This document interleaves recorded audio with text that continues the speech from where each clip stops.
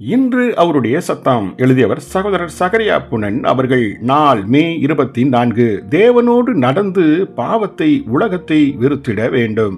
தன் காலத்தில் அவபக்தியாய் வந்த ஜனங்களுக்கு வரப்போகும் நியாய தீர்ப்பை ஏனோக்கு தீர்க்க தரிசனமாக முன்னறிவித்தான் என யூதா 14-15 வசனங்கள் கூறுகிறது.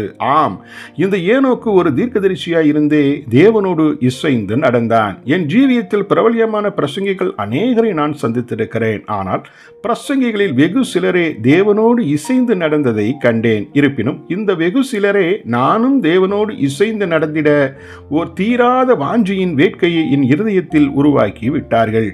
மெத்துசலாவின் கொள்ளு பேரன் தான் நோவா. இந்த நோவா மெத்துசலாவோடு 600 வருடங்கள் வாழ்ந்தான். ஆகவே நோவாவும் மெத்துசலாவை சந்தித்த போதெல்லாம் அவன் அப்பா ஏனோக்கு எவ்வாறு தேவனோடு நடந்தார் என அடிக்கடி கேட்டு விசாரித்திருப்பார். அதன் மூலமாய் தானும் தேவனோடு இசைந்து நடக்க வேண்டுமே என்ற தீராத வாஞ்சியின் வேட்கை நோவாவின் இருதயத்திற்குள்ளும் வந்துவிட்டது.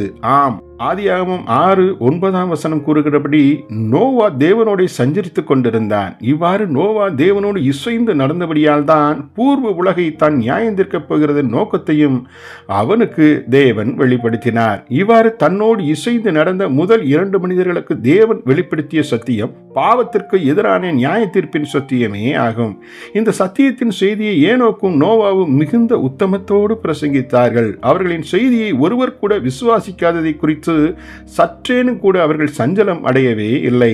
ஏனோக்கும் நோவாவுமே வேதாகமத்தில் குறிப்பிடப்பட்ட முதல் பிரசங்கிகளாய் இருக்கிறார்கள். இந்த இருவரும் தேவனோடு நடந்தார்கள். தேவன் தனக்கென கொண்ட உத்தமமான ஒவ்வொரு பிரசங்கிகளும் இவ்வாறாகவே அவரோடு இசைந்து நடக்கிறவர்களாய் இருப்பார்கள். பாவத்தையும் உலகத்தையும் கண்டித்து பேசுகிறவர்களாயும் இருப்பார்கள். ஜெபிப்போமா. பரம பிதாவே, உம்மோடு இசைவாய் நடந்த உம் தாசர்கள் பாவத்தையும் உலகத்தையும் வெறுத்து நியாயம் தீர்த்தது போலவே நாங்களும் வாழ்ந்திட உமது இனிய ஐக்கியத்தை நாடுகிறோம். கிருபை செய்தருளும். ஆமேன்.